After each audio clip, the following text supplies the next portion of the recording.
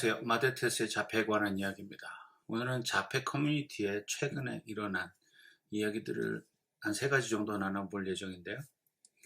첫 번째로 제가 여러분들과 나눌 이야기는 도널드 트리플렛이라는 분의 얘기예요. 이분이 어, 자폐 히스토리 역사상 제일 먼저 자폐인으로 다이그노스 받은 분이세요. 이게 1938년에 일어난 일이라고 하거든요. 그분 나이 5살 때. 그리고 이분을 진단하신 캐너 박사에 의해서 1943년 Autism Effect of Disturbance of Act라는 타이틀을 달고 그 의학 전문지겠죠. 거기 아래 글에 소개가 돼서 이분이 다이그노스 받은 게 나와 있습니다. 그런데 이분이 왜 이분 얘기를 하려고 하냐면 이분이 최근에 사망하셨어요. 89에 사망하셨다고 합니다. 89. 제가 이 아르티클을 보고 이분은 그 당시 진단으로는 어티즘이지만 만약에 그 당시에 사실 테라피라든가 어떤 메디케이션이라는 거 우리가 지금 얘기하는 PCIT, ABA 무슨 all kinds of therapy, OT, 스피치 뭐 이런 게 없었기 때문에 만약에 그분이 그냥 제 생각에 그분이 적당한 치료를 받았다면 테라피를 받았다면 마일드로 진단받지 않았을까. 왜냐하면 이분은 칼리지까지 다니셨거든요. 그러니까 칼리지 다니고 은행에서 근무하셔서 돌아가셨어요. 89까지.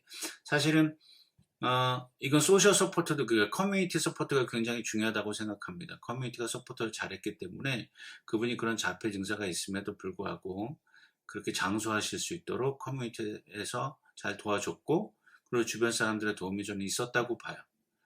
그래서 어쨌든 요즘 미래가 사실 저도 불안정하죠. 제 미래가 불안정한 게 아니라 저희 아이의 미래입니다. 이 아이가 몇 살까지 살 수 있을까? 자, 안타깝게도 한국에서, 미국에서는 그런 기사가 별로 나오질 않는데 한국에서는 장애 아이를 둔 부모가 장애 아이와 미래에 대한 그 불안감 때문에 그리고 그것 때문에 같이 자살을 시도하시죠. 아이와 함께 자살을 시도하는데 아이는 자살이 아니죠. 타살이죠. 부모에 의해서 죽임을 당하고 그리고 부모가 죽었기 때문에 그러니까 그런 안타까운 일들이 있는데 이런 그 기사를 보면 아이의 능력치에 따라서 커뮤니티 서포트가 잘 되면 오래도 살 수 있겠구나. 그런데 역사적 그 현재까지 나와 있는 통계를 보면 우리 어티스트 자폐 아이들의 라이프 스팬 수명이 그렇게 길지 않습니다. 커즈가 사고로 죽는 거와 자살이 메인 커즈예요. 그러니까 자살하는 데는 여러 가지 이유가 있겠죠. 사고도 마찬가지고요. 사고도 물에 빠질 수 있고 교통사고와 등등등 여러 가지가 있을 텐데 그런 게 어떻게 프리벤트 보호가 되고 예방이 된다면 우리 아이들도 오래 살 수 있을 거라고 생각합니다. 두 번째로 나누고 싶은 이야기는 제가 이게 며칠 전에 발견한 뉴스예요. 근데 오늘 정확하게 어저께 며칠 전에 이거에 대한 기사를 브리플리 봤거든요. 근데 어저께 폭스 뉴스에 이게 좀 길게 기사화돼서 나왔어요. 그러니까 어티즘에서 벗어날 수 있느냐라는 기사, outgrow autism, 어티즘에서 벗어날 수 있느냐. 그러니까 for some kids라고 되어 있어. 어떤 아이들은 이 자폐 증세가 사라졌다. 이렇게 6세쯤에 사라졌다라고 해요. encouraging study found. 그러니까 이걸 한 그 연구에 의해서 아이들이 6세쯤에 어티즘이 사라졌다. 그런데 계속 모니터 해야 된다 그래요.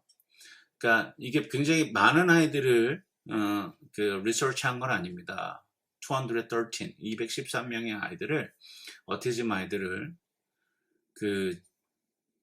두고 조사를 한 건데요.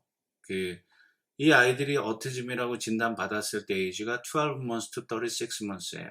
그러니까 지금 이 리서치가 시작된 데 아이들의 나이는 5 to 7 years, 그러니까 5살에서 7살이라고 합니다. 그거 4 out of 10.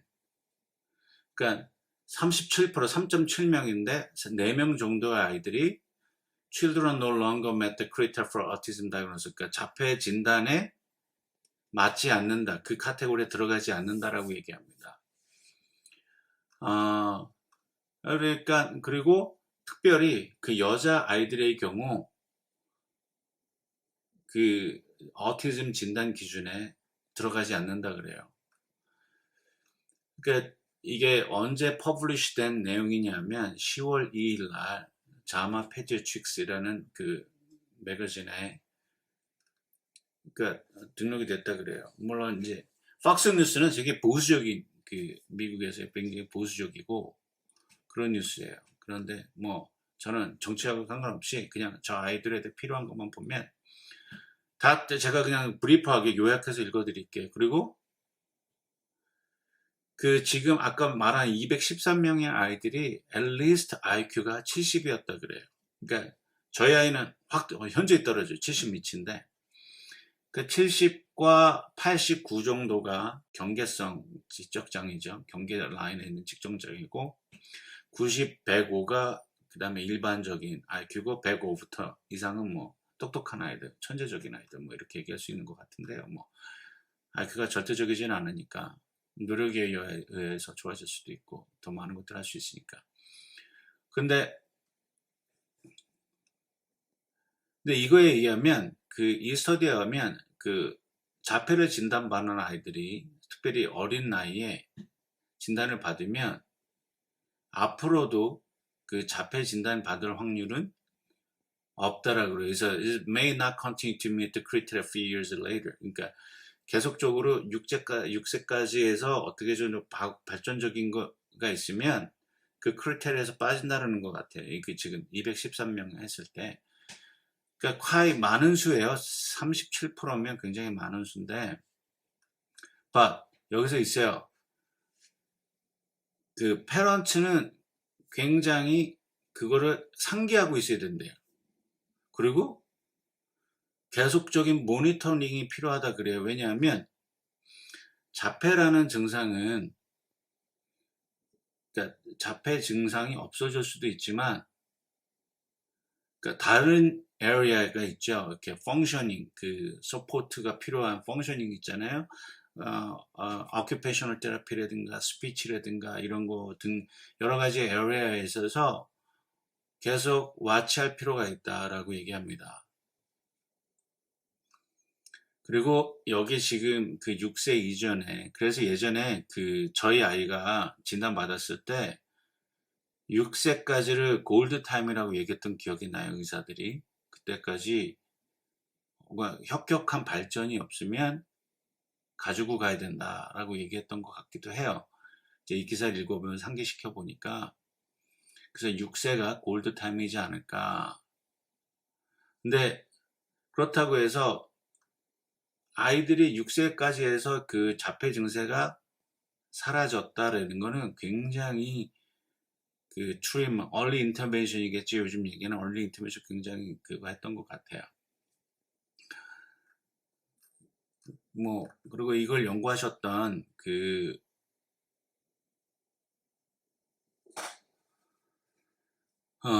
결과는 그런 것 같고요. 그리고 어쨌든 이게 보면 이게 굉장히 서프라이즈한 결과라고 얘기합니다. 이 연구에 참여하지 않은 닥터 제니퍼 아카로드에 얘기하면 이 결과는 굉장히 놀라운 일이라고 얘기를 해요. 왜냐하면 그러니까 제가 이거랑 비슷한 아티클을 다른 데서도 받았는데 오진일 수도 있고 미스다이그노스도 있지 않을까라는 얘기도 이제 한쪽에서는 나오더라고요. 이 얘기가. 뭐 그럴 수도 있죠. 미스다이그노스에서 그런 게 오진이 되는 경우도 종종 있다고 저는 다른 아티클에서도 읽었어요. 근데 이것도 마찬가지인 것 같고요. 그 대신 이제 6세까지 굉장한 얼리 인터벤션을 통해서 6세까지 해서 이렇게 보여진다라는 거는 그 대신 다른 에리아에 이 아이가 펑셔널리 자폐 카테고리에는 들어가지 않지만 그 기능적으로 다른 곳에 문제가 있을 수 있으니까 그러니까 꼭 봐야 된다라고 얘기하는 것 같아요. 그리고 그리고 아이들의 그 어떤 능력치가 에 따라서 그런 환경들이 그리고 아이의 치료 상태가 확확 바뀐다고 얘기하는 것 같습니다. 근데 이것도 여기에 어떤 그 리서치의 한계, 제한적 한계가 있다고 얘기하는데요. 그러니까 어떤 아이들을 테스트했는지, 리서치했는지, 그러니까 오티즘 다이그노스트라고 하지만 오티즘 다이그노스에도 mild, moderate, 뭐 severe 그래서 한 세 단계로 나누잖아요. 그 한국말로 하면 자폐 1급, 2급, 3급으로 나누는데 그거에 대한 레벨에 대한 이 리서치 페이퍼에 멘션이 없답니다. 그러니까 이게 모더레이트인지 아니면 213명의 아이들이 다 마일드의 아이들이었는지 아니면 모더레이트였는지 아니면 다 중증이었는지 혹은 이 세 개가 다 믹스되어 있는데 멘션이 없대요. 그래서 정확하게 다 어플라이 할 수는 없다. 그러니까 그 제가 어스움하기는 그냥 아빠로서 어스움하는 거는 그냥 이런 것 같아요.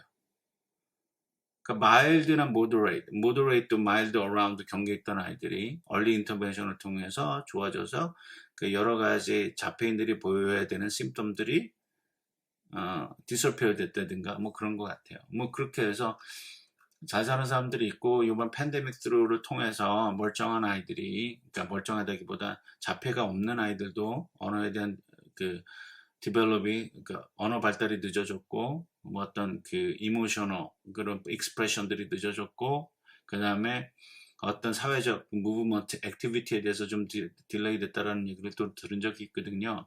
그러니까 딱 이게 이거다라고 얘기할 수는 없지만 이런 경우도 있다. 혹시 있을 리서치 페이퍼가 몇 명의 아이들이 마일드였고 모더레이트가 시비어라는 게 좀 나와줬으면 더 클리어했을 텐데 어쨌든 뭐 이런 경우도 있다. 과연 자폐가 벗어날 수 있는가? 트레디셔널리 못 벗어난다가 얘기고 저도 그걸 믿고 있고요. 자폐에는 완치가 없다는 걸 믿습니다. 왜냐하면 그건 여태까지 역사적으로 많은 그 스테디, 통계적으로 다 보여준 내용이 있기 때문에 저는 그렇게 믿고 있고요. 어쨌든 또 마일드에 있기 때문에 고민하신 분들은 한번 찾아보시면 좋을 것 같습니다. 어쨌든 오늘 제가 파운드한 뉴스고요. 마지막으로 저는 사실 이 뉴스가 굉장히 더 인트레스팅해요. 왜냐면 저희는 중증이고 약의 도움이든 커뮤니티 서포트든 뭐 여러 가지 도움을 통해서 24/7 도움을 받고 자라야 되는 아이라서 사실 이 약에 대한 기사가 사실 저는 더 관심이 갑니다.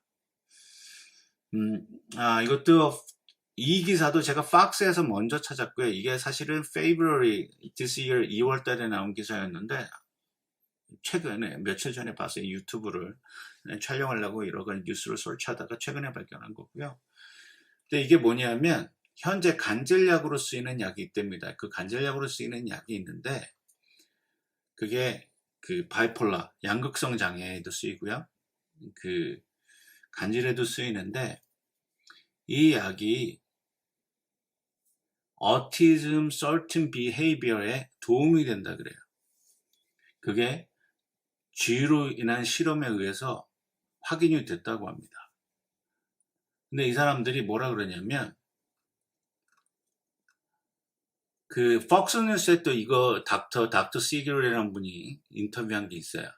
그러니까 foxnews.com 가셔서 어티즘 섹션을 클릭하시면 어티즘으로 서치 바이더 어티즘이라고 좀 여러 가지 기사가 나옵니다. 그러면 제가 지금 멘션한 기사 그러니까 도널드 트리플렛 그다음에 지금 방금 outgrow autism question mark 그다음에 이 얘기가 세 개가 다 있어요. 근데 지금 저는 이 약에 대한 기사는 여러 개 기사를 지금 종합해서 취합해서 지금 말씀드리는 거고요.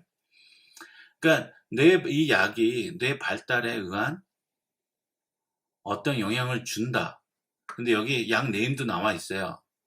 이 약 네임은 제가 여기 밑에다 자막을 넣어드릴 텐데 그 폭스뉴스 인터뷰한 닥터의 말이 자기는 굉장히 파지티브하다 그래요. 이거를 굉장히 왜냐하면 이미 바이폴러 양극성 장애와 간질에 쓰이고 있는 약이기 때문에 쓰이고 있기 때문에 휴먼에 대해 인간에 대한 안전성은 확보가 된 거다.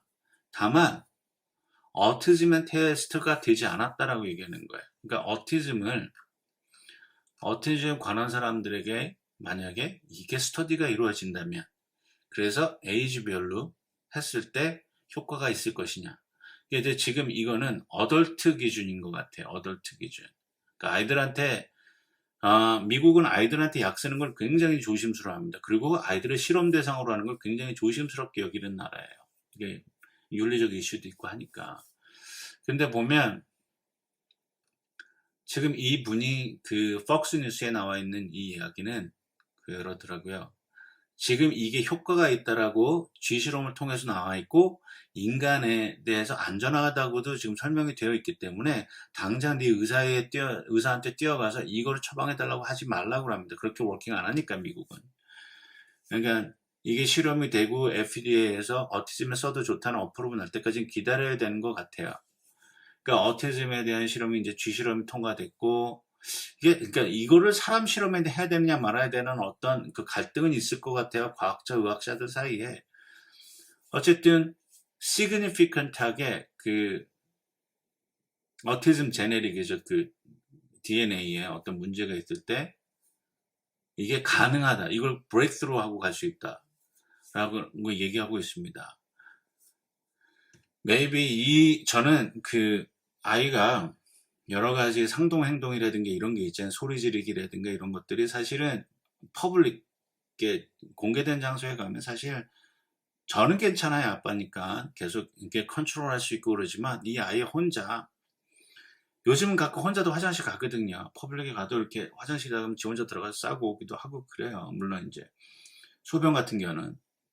근데 이제 그렇게 혼자 갔을 때 갑자기 상동에 대해서 점핑을 한다든가 뭐 이상한 행동을 그러니까 이 비장애인들이 봤을 때 이상한 행동을 하면 누군가를 위협이 될 수 있거든요. 그래서 이런 약이 나와서 우리 아이의 그런 행동들을 컨트롤할 수 있게 도와준다면 저는 더할 나위 없이 좋습니다.